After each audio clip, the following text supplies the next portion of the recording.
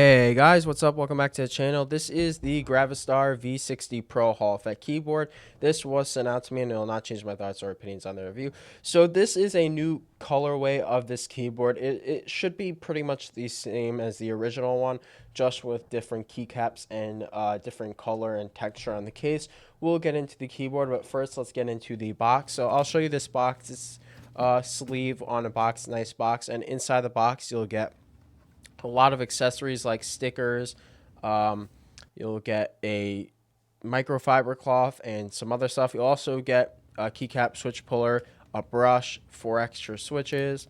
So there's plenty of accessories to come in this box. In terms of the specs, this does weigh 1.9 pounds. It is capable of 8,000 hertz polling with a 265 scan rate.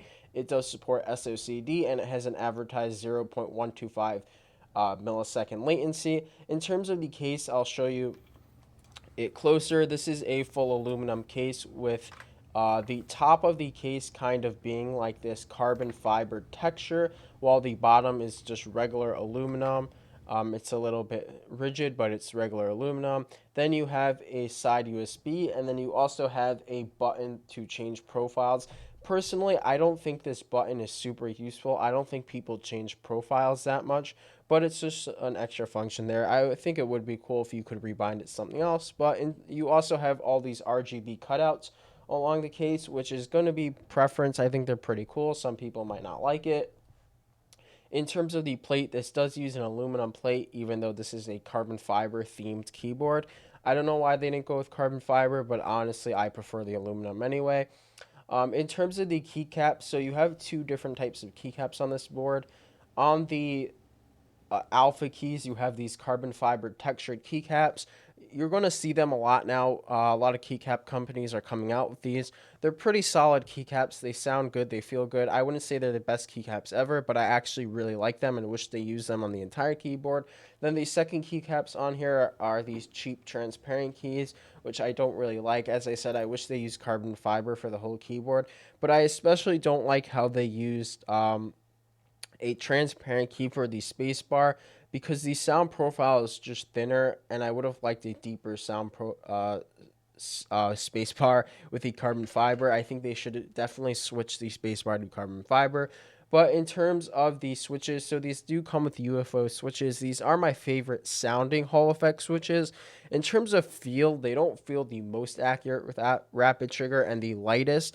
They're definitely not a bad feeling switch. They're solid. I have them in two keyboards, this one and one of my customs.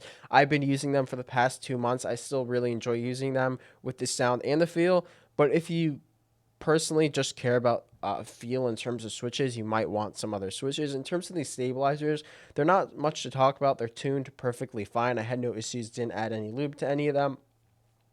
In terms of the RGB, I'll show you a clip of the RGB. Between the side lights and on the top, the RGB looks really solid. It's really solid RGB. On the alpha keys with the carbon fiber keycaps, it won't shine as bright, but it gives you this kind of different type of RGB. In terms of the software, it is a web software. I'll show you. It's a pretty solid software. It's not the best ever. For some reason, it'll zoom in too much if you're using it on full screen, so you're gonna have to use this software windowed. In terms of the in-game performance, I would say it's pretty solid. I wouldn't say this is the most responsive rapid trigger keyboard I've ever used. I definitely feel something like the Mork Blade and the Venom, the Flux 60HE feels slightly more responsive to me. Obviously, I don't have a latency test, but this does feel super responsive. It does have great performance, so there's no issues when it comes to performance on this. In terms of like overall quality, this came fine. This little lighting indicator here, when I did get my keyboard, did calm it, like fell out of the keyboard, but I stuck it in and haven't had any problems with that recently. In terms of the price, so because they sent this to me when it was unreleased, I don't know the official price. The silver version of the keyboard is $220, but that comes with the extra set of keycaps. So I would assume this is going to be about $200. Once I know the price, I'll leave a pinned comment below. But overall, is this worth it? So as long as this doesn't cost any more than the other colorways, the other aluminum colorways, I would say it's completely worth it. It's a great keyboard. It has a great aesthetic if you like this type of aesthetic. It's built well. It sounds really solid.